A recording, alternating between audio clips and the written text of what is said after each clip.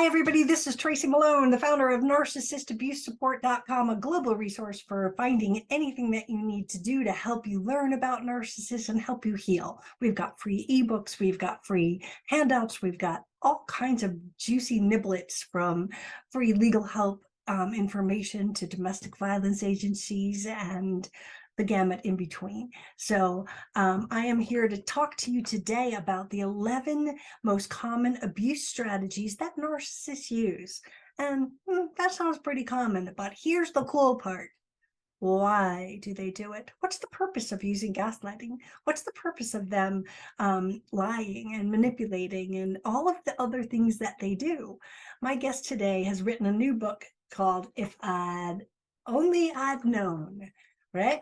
It is Chelsey Brooke Cole, and we are going to welcome her to talk about this chapter of her book. I was lucky enough to read it as a manuscript, and I loved it so much I called her up and said, let's do this chapter. I think people will really love hearing the why. I can't tell you how many clients of mine are like, well, why are they doing that? Why do they have to lie? We've been married for 49 years.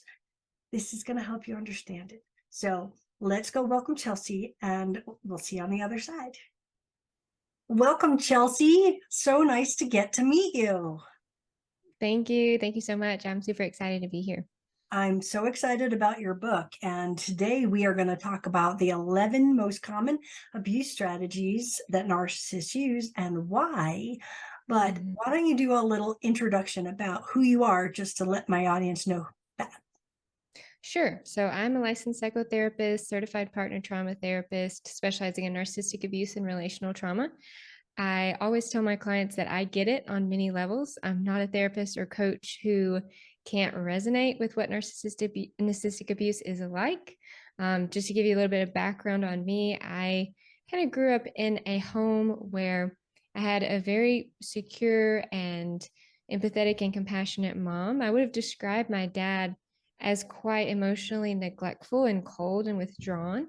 I remember seeing him in public and like this other facade came out, this other person, like smiling and laughing with people. And I remember thinking as a kid, like, what is going on? Why can't you just be like that at home? Why do you seem miserable? And love and support was very conditional. So I always felt the need to try to earn love, to be perfect.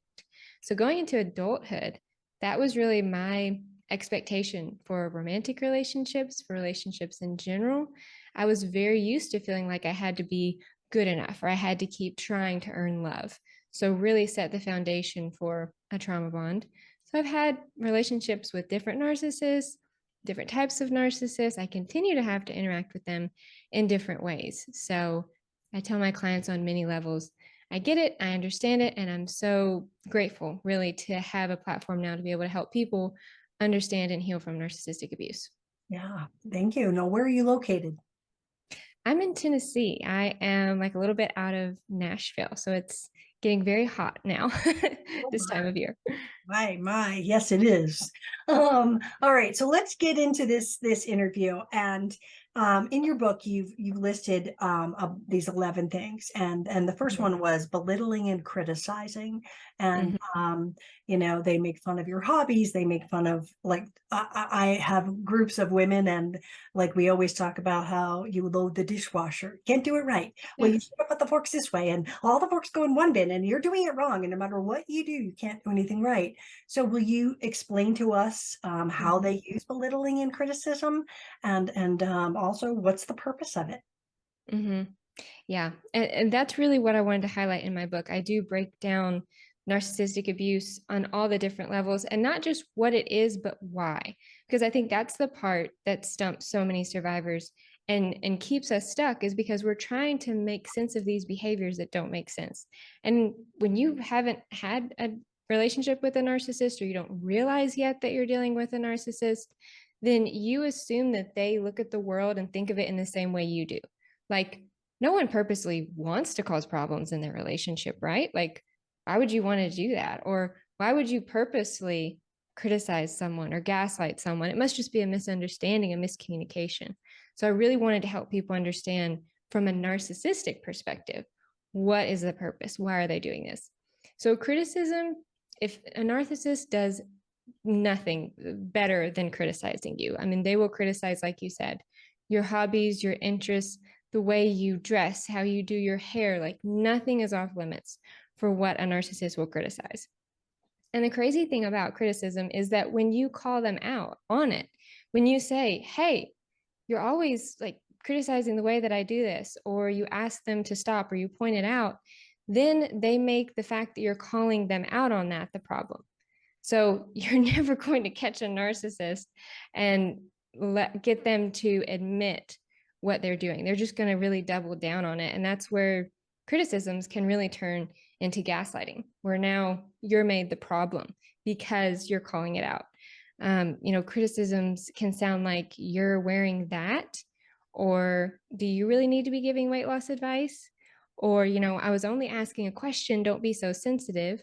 Or my favorite, I was only joking. And so narcissists criticize everything about you, the way that they do things, the way that you do things. And the purpose of that is really to feel superior, to feel entitled and better than. Because when they are criticizing you, they're really putting space between who they are and who you are, as if you're less than them, beneath them. So it's a quick way for them to kind of reorient and regulate their emotions. If they're having a bad day, or if they're low on supply, or things aren't going well for them, if they can criticize you, then they don't have to necessarily achieve anything or do anything successful. They just feel better than because they put you down. Right, right. And it's all about control, right? When I was first not even engaged to my ex-husband, Mm-hmm. him and his family criticized the way I dressed. And while I was just dressing in cabbie clothes and things I could find Mm-hmm. in stores, they were like, not appropriate. Ooh, but out of love, it was so subtle. And it was Mm. just like, well, for this event, let's try to get you something new. And then eventually they threw away all my clothes and were like, it's Oh. all not good enough, girl. And I was like, what? And then they played that up as if it was sort of a, well, you're the princess, and look, you're going to get all these new clothes. And I had no idea it was control, but none of those clothes looked like me, felt like me, or made me happy. And again, it was sort of get into our mold. And when I would say, Mm-hmm. I don't want those, I don't want Prada shoes with pointy, stubby heels, that's not going to ever work for me.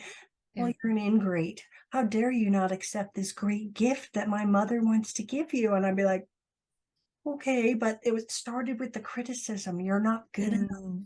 You're not dressing the right way. They would even say things, well, this is how we dress and this is what you have to do. So it was so Mm. subtle, but it ebbed in and it took away my self-esteem. Yeah, it gets in there and it erodes your sense of self. I mean, like you said, you came into this family, into this relationship, like this is who I am, and this is how I dress, and this is how I present myself. And over time, you're told that's not okay.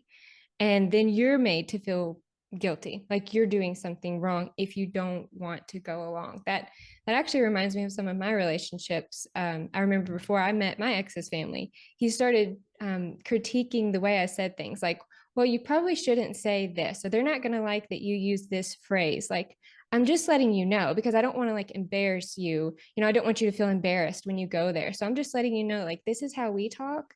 And like this phrase or this thing you say, they might not, get it. It's fine. I get it. I understand it's fine. You can use that.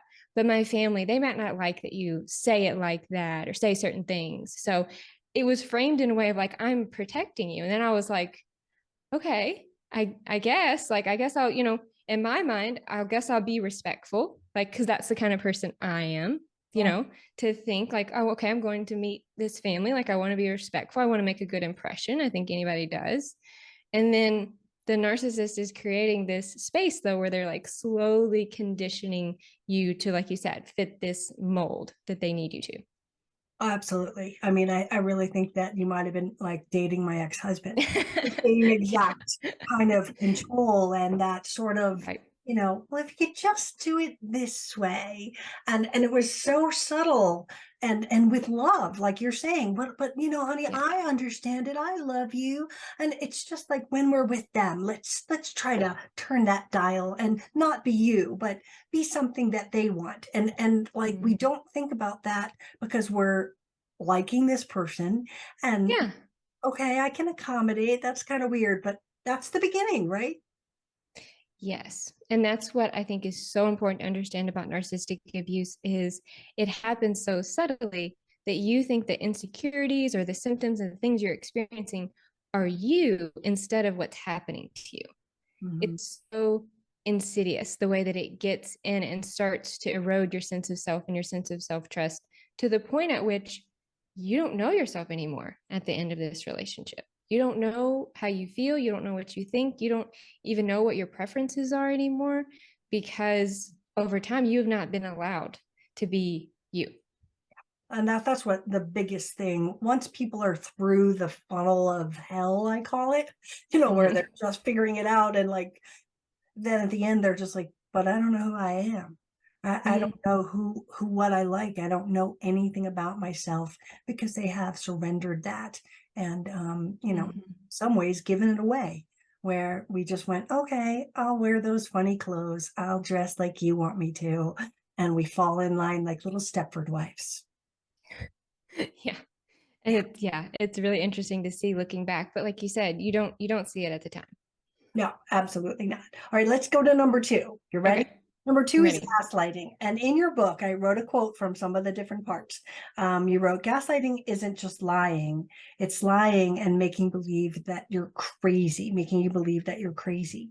So, can you share an explanation of it? What does it Hmm. sound like? What's the purpose of it? Hmm. So when you're being gaslighted, you feel like you're going crazy. You start second guessing yourself, having lots of doubt. You almost feel like you and this other person are living in two different realities. And Mhm. you start to feel like you need to, or you actually do start writing things down just to make sure you're remembering things correctly because you are questioning your memory, your capabilities, your mental sanity in general.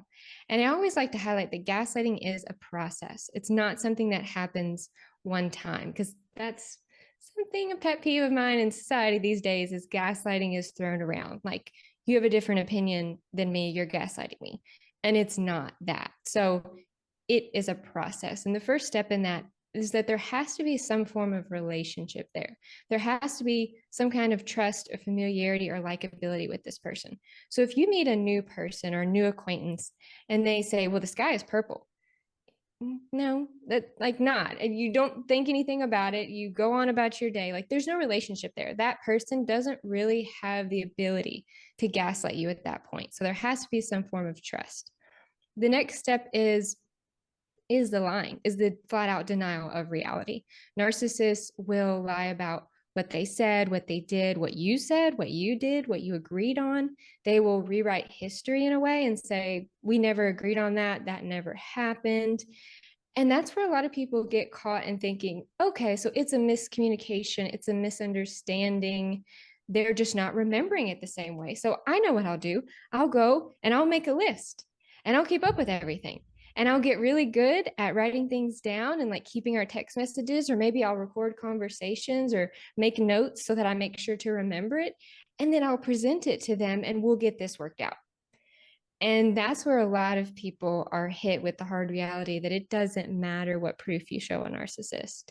So, a genuine liar, if you show them proof, might say, yeah, I lied about that. Like, you caught me. Here's the proof. Okay. A narcissist or gaslighter will double down on the lie and then make you crazy for it. So that's the process, or that's the ultimate end or purpose of gaslighting, is they'll say things like, are you serious? You kept all these text messages? What is wrong with you? Are you crazy? Like, what are you doing? So they reflect back and make the problem that you've been so crazy, like organizing all this and keeping all this information, like something is wrong with you, rather than ever admitting that they've lied. And that's like the crazy making cycle of gaslighting. Right. Absolutely. And again, it's that never happened. This, it's just insidious form that does make you crazy.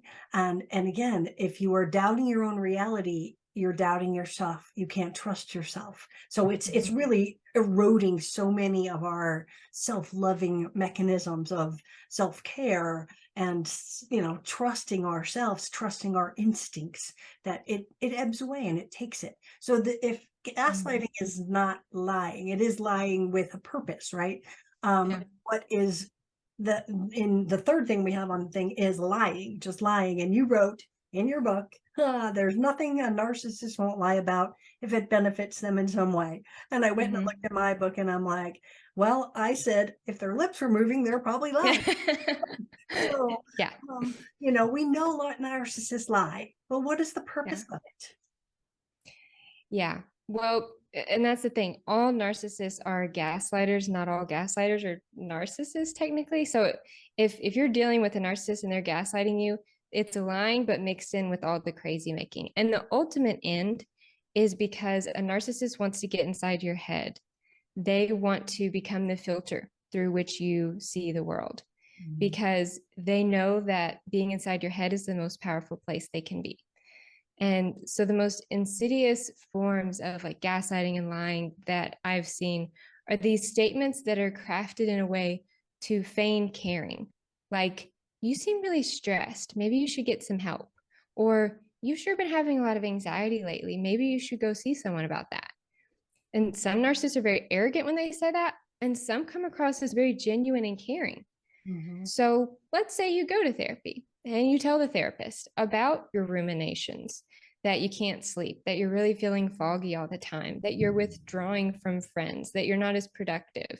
Because if you're being narcissistically abused, you probably are experiencing a lot of those things. And then let's say you get diagnosed with generalized anxiety or mild to moderate depression, and the narcissist finds out about this. Well, they're going to have one of two reactions. One, they'll be super arrogant about it and say, see, I told you, you have all these issues. If you could ever get your anxiety under control, then we could really make a good relationship. You know, this could work. Or a narcissist takes it and becomes a savior. Like, I'm going to be here for you during your time of need or with your mental health issues. And then they look like the savior to everyone else. And they use it as a form of supply because they're here for you and they're supporting you through this. And so that's the ultimate aim of gaslighting, is you don't trust yourself anymore. And so then you started turning more to the narcissist to make sense of things, because they always look like they have everything together. And the saddest thing is they are the reason you're sick in the first place. Yeah, that's the truth. You wrote a line that I wrote down again. I just love these. They don't care that they're lying. Showing them proof or arguing with them will only incite their shame and rage cycle, where they will blame you for causing the problems because you're the one calling them out. I love that line. It was very, very helpful too, because people do they know they're lying? Do they know? Yes. Right. That's always like the dead hard question. What do you tell your clients when they ask you that? Do they know they're lying?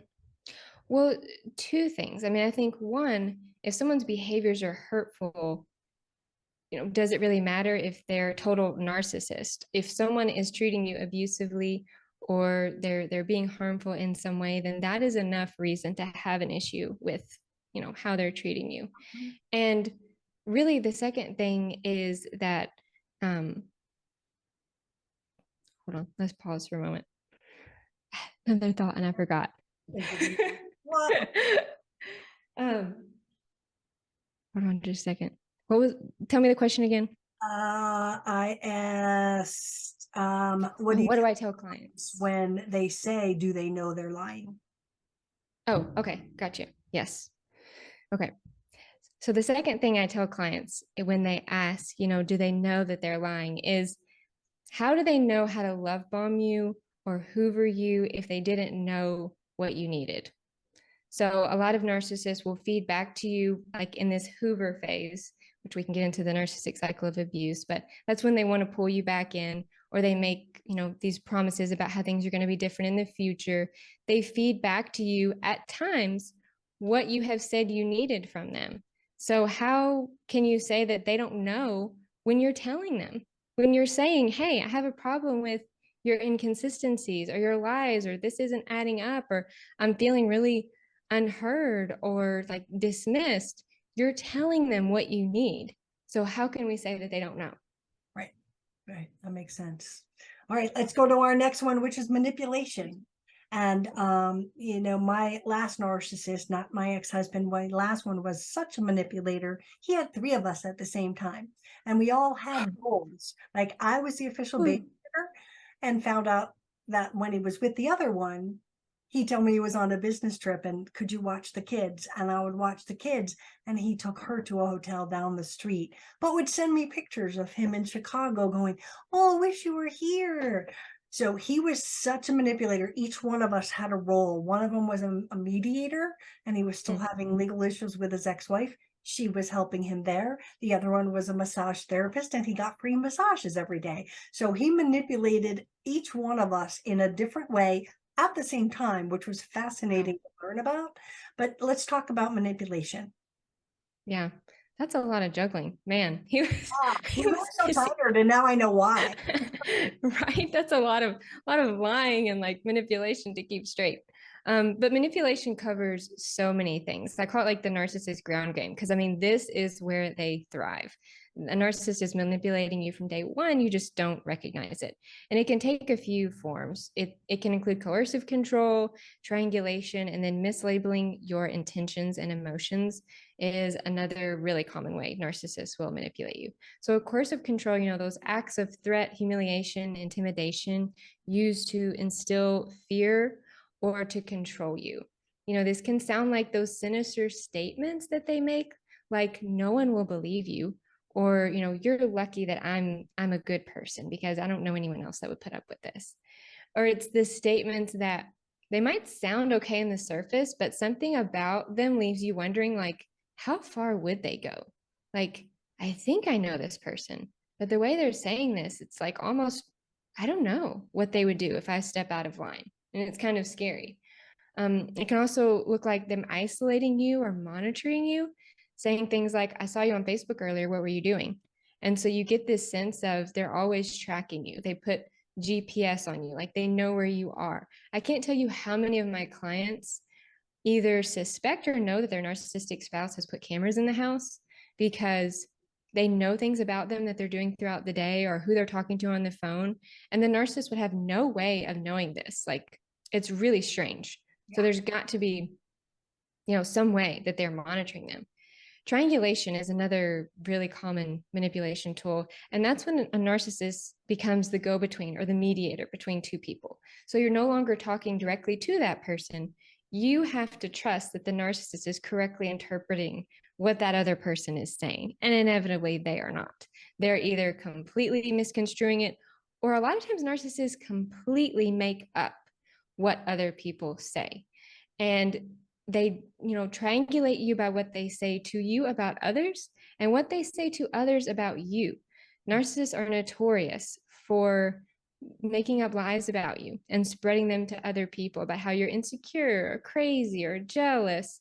And they're telling you a lot of times the untrue things that your friends or your family is saying about you. And you're like, I've never heard them say that. I don't think that happened. But then they put enough doubt in your mind of like, well, I wonder if they did say that, or maybe they are mad at me for that thing. And so that's another way that they also end up isolating you because you feel like you don't know even the people around you anymore because of that. Yeah, and triangulation is a mother narcissist like tool belt, 101. Mm-hmm. Triangulate the kids, triangulate the other parent. I mean, it's just so confusing. But again, it's a tactic. And our next one is blame shifting. And I'm going to read another excerpt from the book. Okay. You bring up something that's bothering you. They blame you for ruining their day. You ask where they went after work. They tell you you're crazy, obsessive, and controlling. And you ask to schedule a date night, and they criticize you for never being satisfied. So talk about blame shifting. That sounds, obviously the examples are pretty darn strong. It's easy to know why are they doing it. Yeah. Well, I think blame shifting can be one of the ways they gaslight you. I mean, so many of these abusive strategies really fall under gaslighting.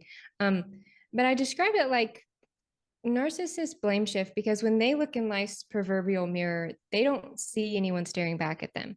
And they don't see their self reflection because they don't self reflect. They don't see the effects that their behaviors have on others. They only see your reaction to them. So they have no one left to blame for the issues, the problems in the relationship, the things going on, but you. So in a narcissist's mind, if you have a problem with the way they're treating you, that is literally your problem, which is why they have no problem blaming you for everything because they genuinely think like this is on you. Yeah, yeah. And again, I think the blame shifting is so corrosive to the victim because they're sitting here and they get into the defense mode where I didn't do that and I never said that, and you're trying to like justify with, you're trying to reason with someone who can't possibly hear you. No, doesn't want to be reasonable, isn't looking for a solution, which is so hard to wrap our mind around. Yeah, and I have a line in my book that is, in order to get a divorce, they basically have to rewrite history, making them into the hero and the victim, right? So a lot of this blame shifting is to make them the victim of you, right? You're the one that did it. Yeah. It was your fault. You should have done this. You should have thought of that. Why didn't you do that, right? All of those things are all going right back to that core of they can't do anything wrong. So it's got to be you. And that really reminds me, like going right into the smear campaign. I mean, that's essentially what's happening. So we can talk about that as well. Yeah, yeah. Well, why don't you go ahead and do smear? Okay. I know that's a couple numbers down, but let's do it. Okay. So the smear campaign has one overarching goal, which is to ruin your credibility, believability, and reputation, particularly amongst those closest to you. So a lot of smear campaigns are happening during and after the relationship, like you were talking about, but we don't always think of them or realize they're going on during the relationship because you think you're developing a relationship with this person and you can trust them. You have no idea that they're going behind your back, spreading lies about you, ruining relationships and things. For example, some of my clients have told me like a narcissistic wife who really doesn't want to visit her family, instead of saying that because that would make her look bad, tells her family that her husband is so abusive and controlling, he won't give her any gas money. And he has no idea that she is saying this, but the family is like, that's so awful. It's going all around the family. Like, this is so awful. He's so abusive. He won't even give her enough gas money to come visit us. Like, what kind of person is this? And then they start treating him, differently, obviously, because they believe their daughter. And none of that's even true. Or you're at work and then a colleague tells a boss that you're gunning for their job, even though that's not true. And then the boss starts to treat you differently. So you can really tell that a smear campaign is going on during the relationship when people have these preconceived notions about you and you don't know why. And of course, the narcissist doesn't say they're doing anything. They'll actually give you reasons that these people are upset with you. Well, it's because you didn't call them back and they're still mad at you. Or, so-and-so is still upset with you, or they confided in me that they have this issue with you. So you're going around trying to fix relationships that narcissists are breaking. Yeah. And again, this is the part that people are so wrapped up around because they lose friends. And these seeds have been planted much longer than before the divorce. The neighbors have been told, oh, she drinks a lot. You've seen her at parties. I'm worried about her. She's an alcoholic. And it escalates. It starts with, oh, you had 2 drinks at the party, and all of a sudden you're an alcoholic. And then the divorce comes along and they can pull that card out. See, I told you she was just so bad. And it gets bigger and bigger and bigger and snowballs. But it's hard for a victim to hear. Like, when they accuse you and smear you and say you're a bad parent, that's like the kiss of death for a good parent. They're just like, they're defending their life and their children are at stake. And yet this has already been planted for many, many months or years, even before the actual separation happens. Yeah, it's especially damaging when it's about values you hold closely, like being a certain kind of person or being a parent.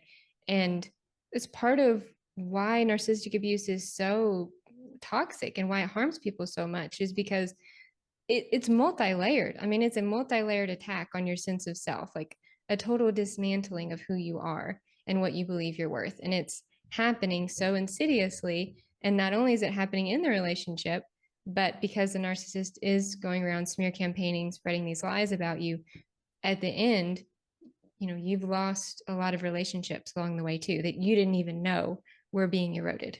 Exactly. And again, it's sort of the casualties of war, or you think they are, but they're really the casualties of the relationship because it has been planted well before you even know about it.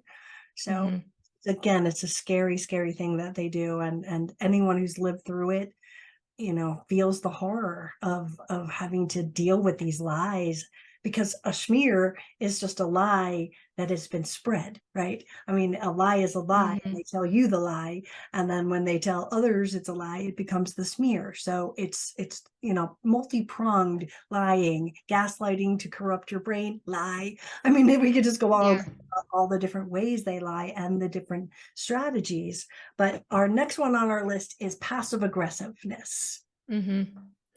This is the unseen abuse. It's in all the ways narcissists communicate to you that they don't like you, even without saying a word. And it too can encompass a lot of things. It might look like publicly voicing concerns for your mental health, even though they know nothing is wrong. For example, let's say you've been working a lot of hours at work and you just haven't been able to connect with your family as much as you'd like, but you finally get to a family event. And the narcissist knows this. They knows how much you've been working. You've just been on some really strict deadlines. But then your parents criticize you. You haven't been calling us. You haven't been checking in. What's going on? And, then the narcissist is like, yeah, you really should be in touch with your family. Like they look like they're supporting you in front of the family when they know very well that it's just because you've been on tight work deadlines. They might be brutally honest and say really mean things, but kind of cover it up, say it as a joke. Like, I was only joking. Why do you have to be so sensitive about things? A huge way that a lot of narcissists will be passive aggressive is forgetting important events or forgetting things that are important to you. Let's say that your family's coming into town and you won't have time to clean up the house before you get there, but the narcissist will be there. So you're like, hey, could you please pick up the house? Family's coming in. And they say, sure, no problem. You get to the house later, it's a total wreck. You pull the narcissist aside and say, hey, what happened? Like, we were texting throughout the day, you said you were going to do this. And they like blame you and say, well, I forgot. Like, what did you expect from me? Like, don't freak out about this. What is wrong with you? Everything has to be your way. And it's partly gaslighting as well. I think everything comes back to gaslighting. They'll show up late to important events like your graduation or something you worked really hard for. They'll find these subtle ways to kind of ruin these special moments or important things to you. And they can also act sad and upset and then deny what, that anything is wrong. So you'll call them out, hey, what's wrong? And they'll be very passive aggressive and say, well, you should know, or if you cared about me, then you would already know what's wrong. And so it's like super disorienting because it can happen in a lot of different ways. Yeah, absolutely powerful. Contempt is our next one on the list. We're almost done, folks. Tell us about contempt. So contempt is a strong dislike or disdain for something. In a healthy context, we can feel contempt toward abuse or genocide or heinous crimes, like things that we should have a strong dislike for. However, narcissists experience contempt for everything that they know they should be, but aren't. A lot of people experience a narcissist contempt as feeling like the narcissist hates them. Like I know a lot of my clients will say they look at me, it's just like they're throwing darts with their eyes at me. Like they just look at me like I'm so disgusting to them. And of course, over time, that really erodes your sense of self-worth too. Like this person is treating you like they're just disgusted with you. But if you're experiencing that, that really means that a narcissist is projecting their contempt onto you. And, the purpose of that is a narcissist has a lot of self-shame that they don't deal with. And they just really don't know how to regulate their own shame. So when they see you being kind or compassionate or generous or patient, and you're all the things that they're not, that will incite their shame. But rather than deal with that, they immediately have a defense mechanism that comes in and projects that onto you. So they want to belittle you, criticize you. They will put down your hobbies. They'll make fun of your religious beliefs. They'll try to, dismiss and undermine and criticize those things that are really good about you to try to make themselves feel better and deal with the fact that they aren't those things. Yeah, absolutely. And I think them hating everything that's good about you is the most important thing for people, Yeah. because it's not that what you're doing is bad. They just can't be it. So that creates this contempt. Right, exactly. It's really not you per se. It's not personal, although of course it feels very personal. It's what you're representing to the narcissist, though. It's what you invoke in them. It's not about you. It's not that you're bad, or that anything is wrong with you. It's that the narcissist is in some way being intimidated by, what you are. Absolutely. All right, we're almost done. Silent treatment. This one is like it to my clients that get the silent treatment, it's worse than physical abuse. Those that have been physically abused say, I would rather be punched than go through this in the same house, in the same kitchen. It is so rude. And why are they doing it? What's the strategy? Why are they doing this? It is super painful because the same part of your brain that lights up when you're in physical pain lights up when you're in emotional pain. So there's a reason that we feel in physical pain when someone is just purposely ignoring you with intent to harm or control. This is not someone walking away during an argument or saying, hey, I need some space. I think sometimes survivors are like, well, I don't want to be giving the silent treatment. Am I giving the silent treatment by walking away? No, the intent with a silent treatment is to cut off communication to harm or control you. And I think narcissists are doing this for several reasons. I mean, it basically conditions you to expect and ask less of a narcissist.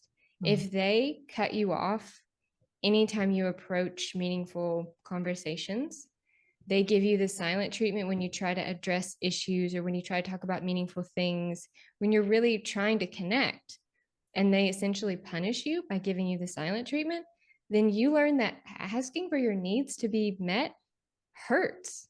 It ends up with physical pain. And so you try harder and harder to just avoid doing that. You ask for less and less. And so essentially it is them conditioning you to be easier to manipulate. Like an empty vessel is easier to steer. Yeah, absolutely. Again, the silent treatment, when they're doing it, it's grooming you.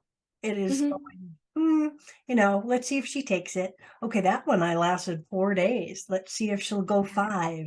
And how will she be? Can I be nice to her when I get back and, bring her flowers and will she take me back?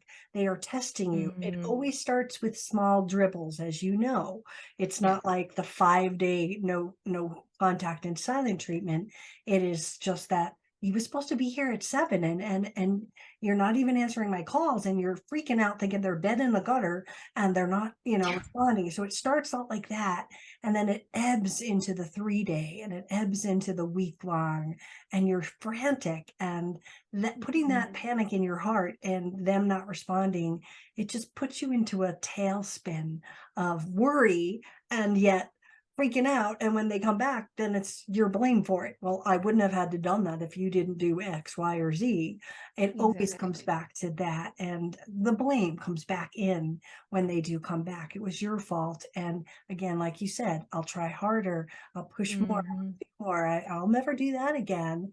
And you sit there and you are groomed to be the perfect supply. Yeah, one of my clients, it's amazing how long it will last. I mean, it can go weeks, months, years. One of my clients recently told me his narcissistic wife has ignored him for basically giving him a silent treatment for a couple of years. And they had a conversation recently about why. And she said, well, because you disrespected me in this conversation once. And it's almost hard to put to wrap your mind around. So you don't talk to somebody for 2 years because they told you somehow in a conversation you felt disrespected and you think that's okay.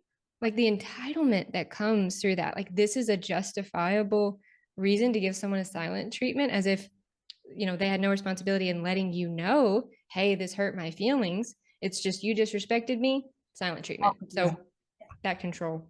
Yeah, exactly. And again, they no accountability on their part to go, hey, you know what you just did, like to actually have communication and say, Yeah. this is hurting me, this bothered me, let's fix this, I'll give you a chance to make an amends, right? They don't do that. It is off with your head, black and white thinking. You're either all good or all bad. And when you're in silent treatment, they're building up this case and probably smearing you all over town about it at the same time. Yeah, right. Like telling everyone, you won't believe how they're treating me, what we're going through. Like, this is so hard on me. All the while they're not doing the work. Exactly. Yeah. Absolutely. Absolutely. All right. Our last one here is physical abuse. And while I have had many clients with 14 broken ribs and plenty of, physical abuse stuff, how often do you see it in narcissistic abuse? It can happen. It's more common with the malignant or sadistic types of narcissists.